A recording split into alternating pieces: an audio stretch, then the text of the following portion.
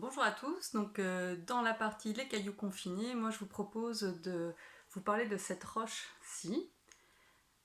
Alors cette roche, je l'ai échantillonnée moi-même parce que je suis géologue et je m'intéresse plus particulièrement aux roches volcaniques parce que je regarde finalement comment une éruption volcanique se passe et qu'est-ce que les échantillons de roches volcaniques qu'on peut récupérer sur le terrain peuvent nous apprendre sur la dynamique des éruptions.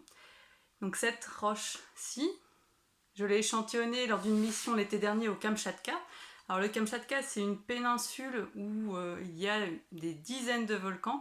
Elle se situe au nord du Japon, dans une zone de subduction où finalement le volcanisme en cette zone est très explosif. Mais il y a aussi des côtés où on a du volcanisme plus effusif. Et donc cet échantillon fait référence à du volcanisme effusif, c'est-à-dire que le magma, une fois arrivé en surface, s'est écoulé et a formé une coulée de lave. Donc ça, c'est un fragment de coulée de lave. Alors si on regarde, il est sombre.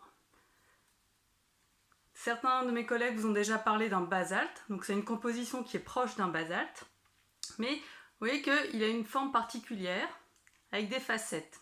Alors je ne l'ai pas taillé, je l'ai récupéré comme ceci sur le sol, et en fait, il faut imaginer qu'en position de vie, j'allais dire, finalement, j'aurais pu récupérer cet échantillon comme ceci, donc en vertical. C'est ce qu'on appelle en fait un prisme. Vous voyez qu'il y a une face ici, alors qui est hexagonale, alors parfois il y a 7 faces. Ça dépend en fait de la manière dont le magma s'est refroidi. Et donc ça, c'est un prisme de basalte qui est mis en place lors d'une coulée qui s'est prismée. Alors pourquoi la coulée s'est prismée ? Elle s'est prismée en fait lors du refroidissement de la coulée. Celle-ci, lorsqu'elle se met en place sur le sol, en fait, va se refroidir par le bas, ce qu'on appelle la semelle de la coulée, et puis par le haut, le toit de la coulée. Donc la chaleur va se propager de l'intérieur de la coulée vers le haut et vers le bas. Et ça va entraîner en fait une prismation comme ceci du magma, de la coulée. Et c'est un peu le même principe finalement que lorsque vous regardez une flaque de boue qui se dessèche. Vous voyez apparaître ce qu'on appelle des fentes de dessiccation. C'est un peu le même principe. Et c'est aussi ce que font les abeilles dans leurs ruches. Si vous avez déjà observé une ruche, nous avons des formes hexagonales en fait sur toutes les alvéoles. Et pourquoi cette forme typique ? C'est qu'en fait, c'est la forme qui demande le moins d'énergie finalement pour la nature pour se mettre en place. Et donc cet échantillon-là, ce prisme basaltique, alors vous pouvez en récupérer aussi dans la chaîne des puits, il y a pas mal de coulées, notamment à Saint-Flour, vous avez lorsque vous montez sur la ville, de magnifiques colonnades, alors qui sont bien régulières comme celle-ci.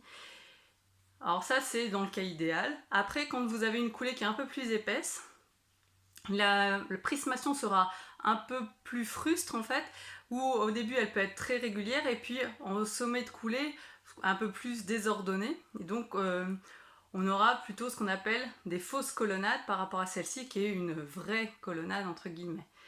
Donc voici ma contribution pour les cailloux confinés qui était un petit échantillon de prisme basaltique venant du Kamchatka. Merci.